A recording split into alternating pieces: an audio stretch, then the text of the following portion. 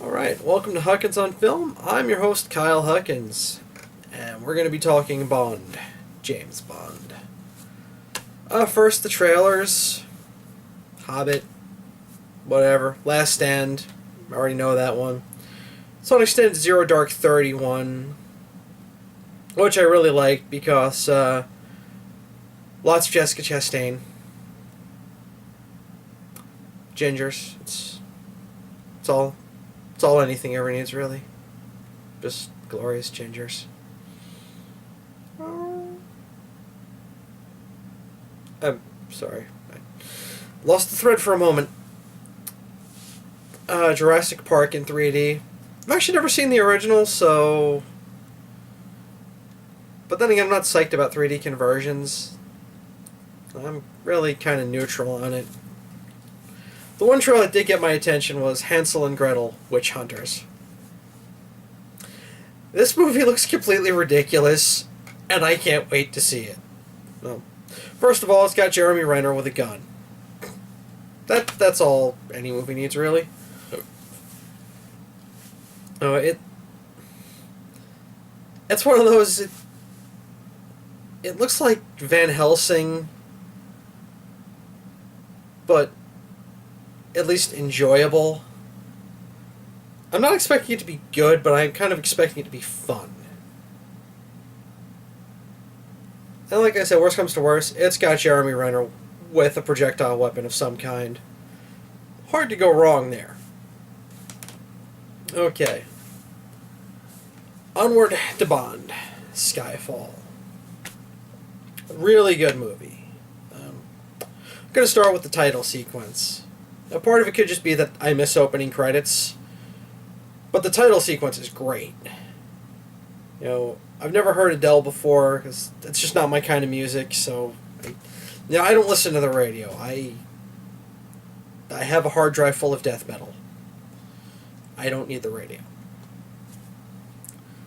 But her theme was really good. And the sequence itself, it's very much in the style of Casino Royale, where it's, obviously a lot of CG, but it's really well done. And seriously, it almost looks like a Bond horror movie.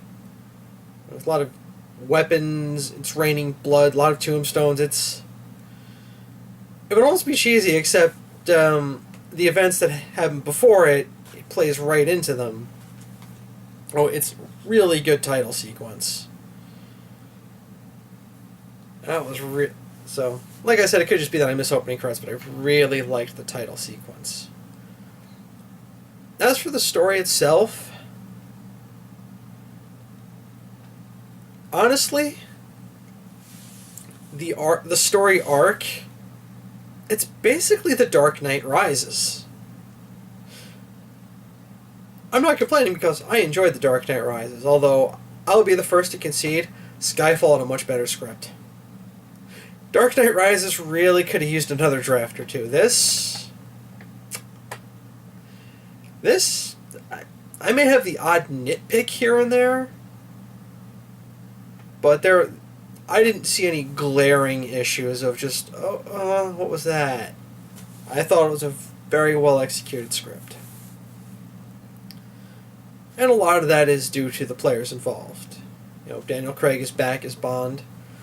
And I'm not a huge Bond guy. I haven't seen all of them. I'm not going to tell you where I think this stands in the Bond canon. I don't have the knowledge to do that. I haven't watched all the Bond flicks. But from what I have seen, Craig is probably my favorite Bond. Because I've always liked how he's... Even at his suavest and smoothest, he's still pretty rough.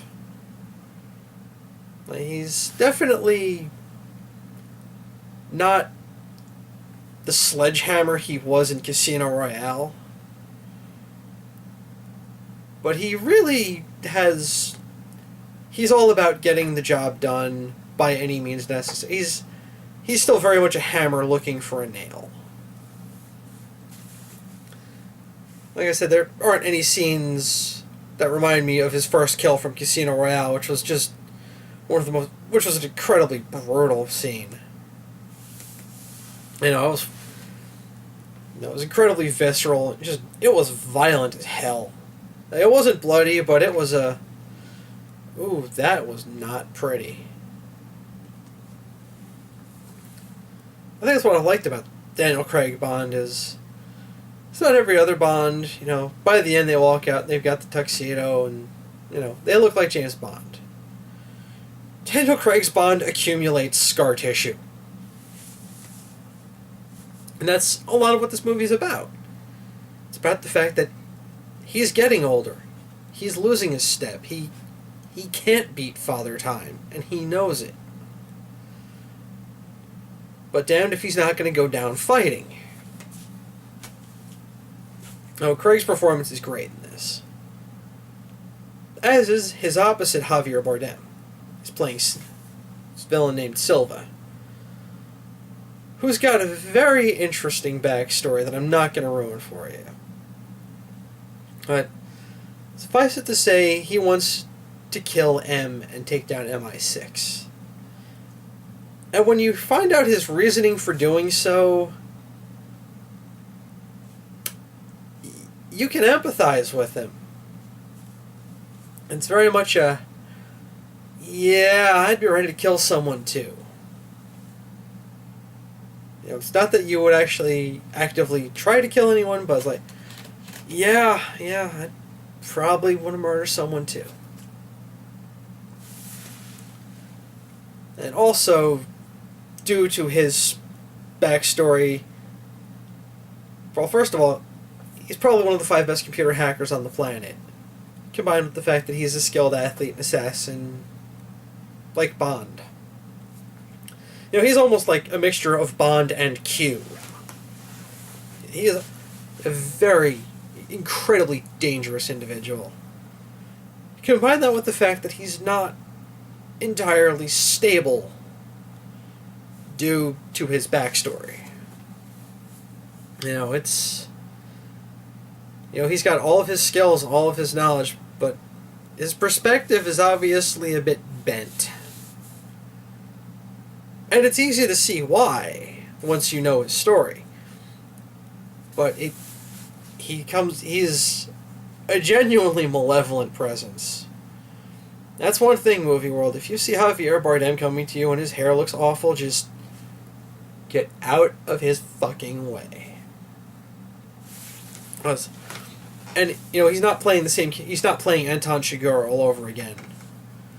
I mean, Chigurh was basically an automaton in No Country for Old Men.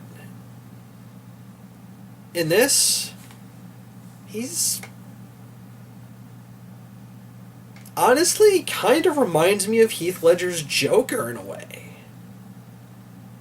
He's causing all of this chaos and madness and loving every minute of it. They're not the same character by any stretch, but there is a definite similarity to the two. They're brothers from another mother. They're very kindred spirits. Listen, the main difference is there still is a reasoning behind everything Silva does. Whereas with Joker, he's doing this because it's Thursday. Yeah, that's the only reason he needs is just, why not? Because I can.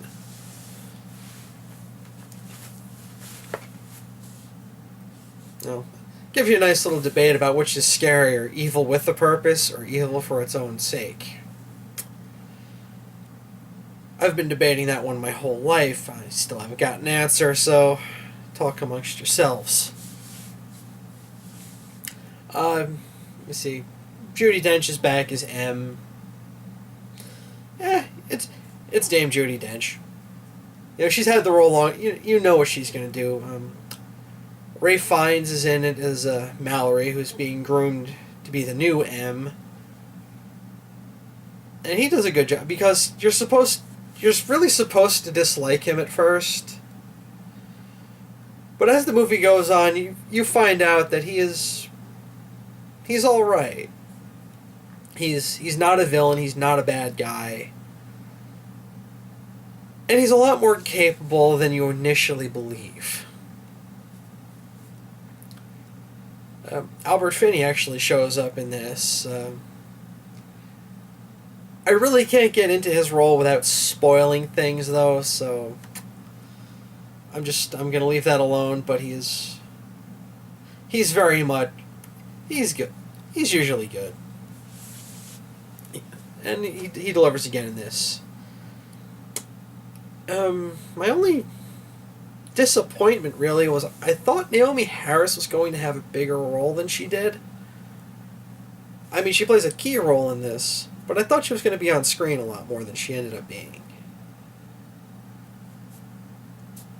Which is too bad, because I always like to see anyone from 28 Days Later doing well, because it's probably my all-time favorite movie. There you go. I need to do one about 28 Days Later one of these days. Amazing film. But she acquits herself nicely. And also with longer, curlier hair. Wow. A dish. Not that she didn't look damn good in 28 Days Later, but in this, very nice.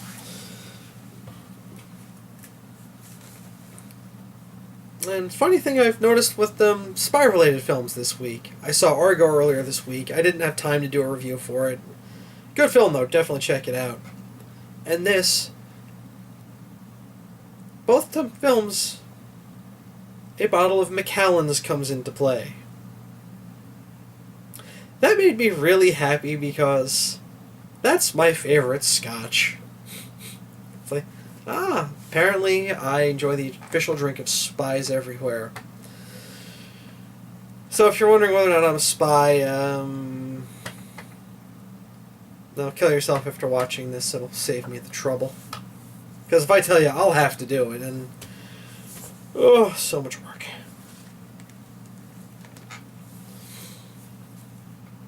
I have to say with this, it's also a transition, believe it or not, into earlier Bond stuff, without being a prequel.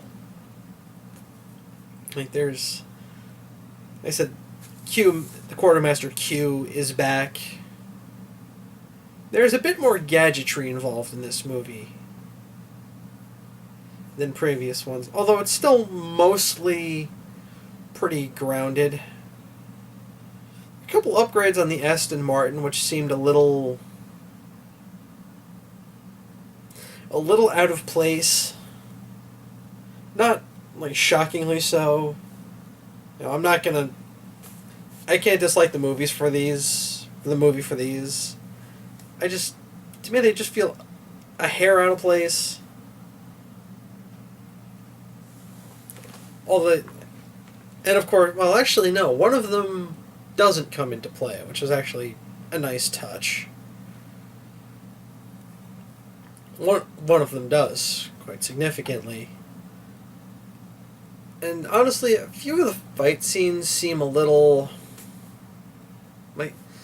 honestly, the battle at the end seems a bit over the top for the Daniel Craig Bond-verse. I mean, I can't really complain because I thought it was well done, very well executed. It just seemed a bit grand for this earthier Bond.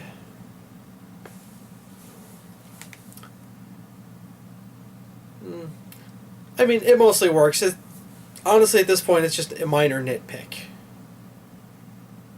You know, in terms of nitpickery, it's like this, and watching Daniel Craig run as Bond because he's so ramrod straight, it looks kind of awkward.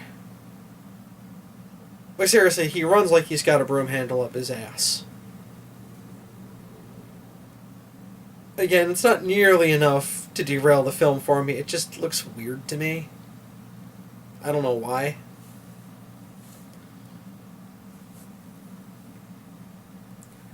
Again, those are just a couple of minor nitpicks.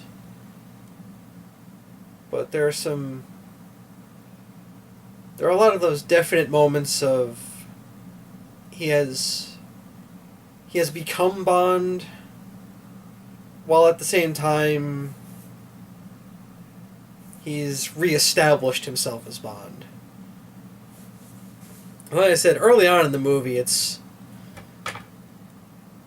really gets almost to the end before you realize he doesn't quite have it anymore. Like I said, that's mainly what reminds me of Dark Knight Rises, where he reappears, although he's not up to scratch, and he has to find himself to get back to where he was to save the day. It's very reminiscent of Dark Knight Rises in terms of the arc. Like I said, the script for this is a lot better than Dark Knight Rises. But yes, if you're a Bond fan, I think you'll go home very happy. If you're lukewarm or neutral on Bond, I would give this a shot. I think this Casino Royale probably will change your mind.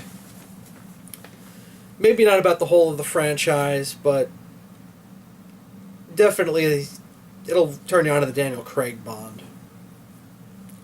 Like I said, I'm not a Bondologist or anything, but I do love Daniel Craig as Bond. Okay, I'm getting into self-repetition here, so I'm going to cut this off now. This is Kyle Huckins for Huckins on Film. Fucking off.